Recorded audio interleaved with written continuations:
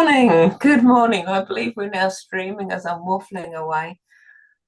I'm Julie Kenny, softly inspired, helping you speak about your business. And today I'm talking with Amanda Box, NLP coach.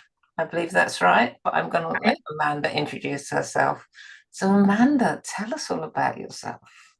So, hi, thank you for this. So, I'm Amanda. I'm from Outside the Box Coaching and Training. So, I'm an NLP coach and trainer, and I support people that are going through crisis, which is affecting them in their day-to-day lives, whether that's through their business or work. So, it can be, as we talked about, feeling anxious, not being able to focus. And NLP helps with that because it clears that, it gets you to focus your mind on the things that you want and create the life and the goals that you want, because success for everybody is different. It certainly is, isn't it? I do love that we are starting to embrace that success isn't just one thing and it's going to be the same for everybody. But I particularly like understanding a lot more about people's confidence. I'm somebody who lacked a lot of confidence. I still do in some areas, but speaking isn't one of them anymore. But what's your journey with confidence like? What's your background and how's it come about? I think massively, I was like you. I felt, I didn't have that confidence at school. I was the kid that put my head down and hoped that nobody would pick me out. And, I had a love of history, but it's took me years to get back to history because of a fear of the teacher that taught me history. I never felt that I'd got a voice in a lot of situations. And it wasn't really until I separated from my partner and I was a single mom. And I wanted to be around for my children and I knew something had to change. So I'd started a network marketing business, but I thought I needed to be like MI5 because I didn't want to tell anybody about it. I didn't want to talk to anybody because that would mean I had to put myself out there.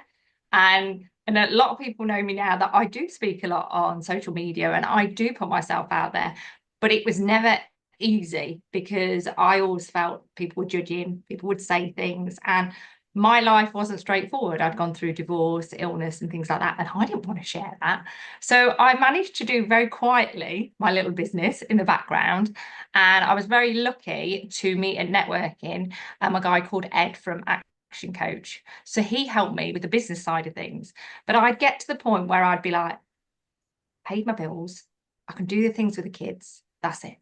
And he'd be like, but why aren't you striving for any of these things? I was like, oh, I don't want to go on stage. I don't want to speak to anybody. This is as far as I'm going to go. And he said to me, have you heard about NLP? He said, I think you've got some blocks. And if I could say it was a game changer, it's absolutely changed my world because we have so many things that we go through in life, experiences that we have that we then get focused on and we build on that. So if somebody said something to us, oh, you're rubbish at that. Or, even a teacher that as we're younger, between 0 and 7, we're taking all that in. So, I remember being frightened at school and things, and I wouldn't say anything, and I'd be listening to other people. I don't really remember what happened to get me to that stage, but I just didn't want to speak to people. And that was when, as I say, it took me, I'm now 46, it's took me this long to get to a point where I go, actually, I'm only competing with me. And I think a lot of the time we're focused on what everybody else is doing and all those things, but they're not our goals. They're not what we want. And when we work out what we want, what our values are and what our beliefs, and we clear that stuff that's come from the past, it gives us almost like your reset button on your iPhone. You can press that reset button and start again. So you then go, this is me. This is what I'd like to do. These are my values. These are my beliefs. And it almost sheds a lot of that we've brought with us that we end up going, actually, I'm good with that. I can control how I feel, my emotions, but also I can focus on what I want. So if I'm standing on that stage, I know what I'm striving for. There's a reason why I'm on that stage. If I'm going into education, there's a reason for that. There's a reason why I've put myself into that position, but for me. So we're not comparing with anybody else. We're just focusing on what we want. And I think if we can do that, it stops a lot of the overwhelm where we're focusing on other people and we can't control them. But also in a room, it's that thing of going, actually, if I'm presenting, I can't control how anybody else feels about this, but I can only control how I feel. So when I'm standing on that stage, I'm talking to people about my experiences. Theirs may be different, and we can have a conversation about that, but you're not competing. You are just each day going, I want to be a little bit better for me than I was the day before. That's absolutely brilliant. I want to go back to something you said earlier about the history teacher, and you dislike something.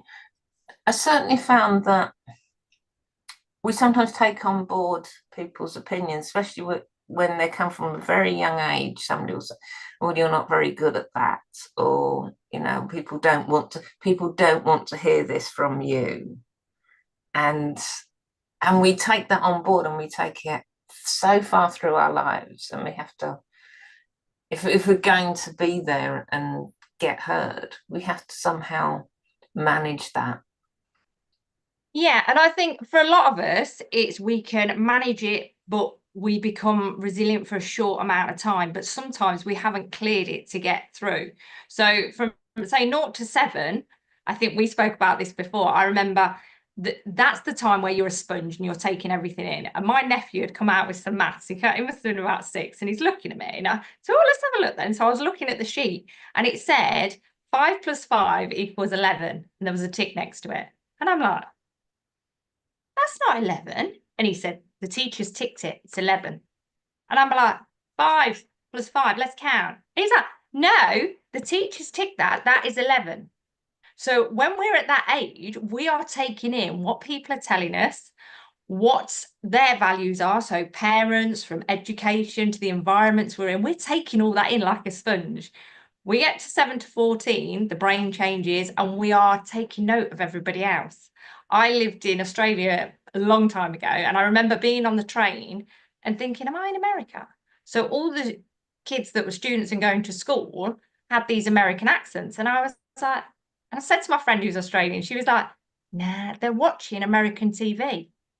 And because they're doing that, they're picking up the accent because it's the things they're learning. I like that, how they speak. Or so we're starting to learn ourselves what we want. And it's not until we've gone through 14 to 25 where we start to find ourselves on what we want. And then at 25, the brain's fully functioning and we work out what reality is. So, but the thing is, we've took on everything else. So everybody else's values, the things that we've heard. So if somebody said to you, you're not very good at that, or you're going to need help with that because you're not good at maths. And that was always a thing for me. I'm going to need help for that. So in your head, you're already preparing that actually I'm not going to be that good at maths because somebody said that. Mm. But actually, I'm all right at maths. And it's that thing of going, actually, I can learn that like anybody else. But I've taken that to believe that I can't do that. Or I can't do that because so-and-so said And that. we take it as such gospel truth, don't we? Whereas we don't, when we think about it, we probably make judgments all the time based on very little information and very bad information. And they may have done that too, and you don't know what they were basing that on, whether it was a perception of you or just one thing that you did that didn't go right. And there's so many things that those things Example is massive as so well. let's go on to talking about NLP, and you say NLP can help with these things. What actually is NLP? Tell us. So NLP stands for Neuro Linguistic Programming. So imagine your brain is like the iPhone. When we turn it on, I mean, I bet when you look, you've got loads and loads of apps. They're all going on in here. So we take in thousands and thousands of things. So if you sat silently for a minute and listened, like I can hear my dog in the background tapping his feet on the floor. I can hear the noise of the road outside. I can hear, like the buzzing of like the laptop and things like that. You can hear all those things, but we choose to block them out because I'm listening to you and we're talking. Mm. I choose to block a lot of things out. But we're taking, if you imagine thousands and thousands of bits per second that we're taking in, and we pick and choose what we hear and what we don't. So we only turn round in all that. So there's thousands going in. We only pick out a very small part of that. So say 11,000 bits per second are going in, all these different things. We turn that round to 126 bits per second. So that's the only bit that we're processing. And what happens internally is we process that and we generalize. So if we hear something from somebody and say, if we were talking about maths and someone said, you're not very good at maths, and then you go to work and somebody else says, can you not add up? And you add that to what somebody has already said to you. So that builds, but you start to generalize. So for example, there was a client that I worked with and she had been laughed at school. She didn't remember what it was about, but then she went into a staff room and there were a couple of colleagues laughing, but she took it as they're laughing at me. So for about a year, she never went back into that staff room. She was like, they're laughing at me. Now, it wasn't. It's just in our heads, we've heard somebody's laughed at me before, so they're probably laughing at me. So I'm going to take that and I'm going to take myself. And your unconscious always wants you to be safe. So it's like, okay, let's protect you. Let's not go in there. So you almost stop yourself doing things because you're like, actually, I'm safer. So it changes the way you behave from what values you've got, what experiences you've had, what beliefs, the things that you believe about yourself. It changes then the behavior. So this lady didn't go into the staff room for over a year. When she came to me, we started to clear those emotions. So NLP is not just one thing, it's models and techniques that you work on specifically to help that person. And what it does, it causes a reset. So sometimes, say, for example, we can go to a counsellor who focuses on one thing. So say somebody's got a fear of spiders. And a lot of times it was like, well, actually, we're going to bring them a spider and we're going to talk through that and we're going to make sure we get back to that point and things like that. With NLP, we don't. It's internal. So we go to the unconscious and we clear those things away. And what will happen is like a reset, like you press the reset on your iPhone, which means that you're not then taking that with you. And the difference is then those triggers are gone. And I'm not saying it's gone forever, but what it does is it helps you with these techniques that you can keep using those and process them. So I'm a coach, but I also work with a coach for me, because if I didn't keep doing it, there will be things that come back. But it's almost like that reset to help you. So if you've got fears of flying, fears of spiders, if you're not very confident in speaking, it finds out why that is. And it gets you to focus the mind, because we are, as humans, almost programmed to focus on the things that we don't want. So if we can clear that and clear that anxiety. So I was listening to a podcast the other day around therapists saying, people say, I struggle with anxiety. So we label it and we're going, yeah, that's what I've got. But actually, that's a natural human experience. So we are born with two fears, the fear of loud noises and the fear of falling. Everything else we've picked up. So we need to then be able to clear that and focus on the things that we want. So rather than saying that's a bad thing, because, you know, if someone pulls up in front of you really quick and you have to go like that, you feel your heart go because you think, oh my God, that could have been really bad, but I've stopped it. And that is a normal thing to feel.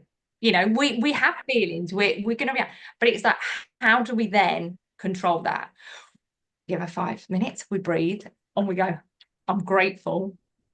I know where my brakes are, my brakes work. And it's that focus on the thing. Actually, I'm really grateful for that, because that is the thing that's going to move me forward, rather than going, oh my God, can you imagine that? What could have happened? Well, oh, it could have been awful and it could have been that. And it's like that knock-on effect, you know, like on Facebook, oh, I've had a really bad day. And then people go, oh, are you okay, hun? You go all through these different things and they're adding to that, rather than the good stuff is actually, yeah, actually I've survived the day, or I've focused on what I need to focus on. And that's where NLP comes in. It helps you to focus the mind. So we have techniques, and we talked about my children. I've got one that loves school, one that's not so keen. So occasionally it has backfired, but we do a focus in the morning, and it's only a minute long, but it gets them to focus the mind on what success looks like. And as we said, success for everybody is different. Success could be getting through the school gates. Success could be having a nice lunch with your friend. Success could be standing on stage for the first time in front of 1,000 people. Success could be taking your dog for a walk because actually you don't normally like going outside on your own. Success could be hoovering. And, it's like, what does that success look like? It hasn't got to be massive. It could be that tiny little bit of success, but it's getting us to focus our minds on the things that we want. And if we want change, NLP can work massively to support you on that journey. That sort of sounds really big and fascinating subject. Really big and fascinating subject. So you gave loads and loads of ideas there, loads and loads of thoughts and things. I'm going to go take it back to public speaking. In fact, I'm not going to take it back quite to public speaking. I'm going to take it back to something that people don't think of as public speaking. Okay. But it's going into a networking event. Maybe you haven't been networking before. Maybe you do, but you just want to get it over with that bit where you have to introduce yourself. Yes. Because I know that it's surprising. People often think that they're the only one who hates that bit. And actually, if you have conversations, you find that it's pretty common. It's pretty common for one reason or another. So what is there something you could suggest that would help somebody get themselves out, get themselves into a networking situation and feel confident to go up to somebody and say, this is what I do? Yeah, so this will make you smile. I met my husband through networking.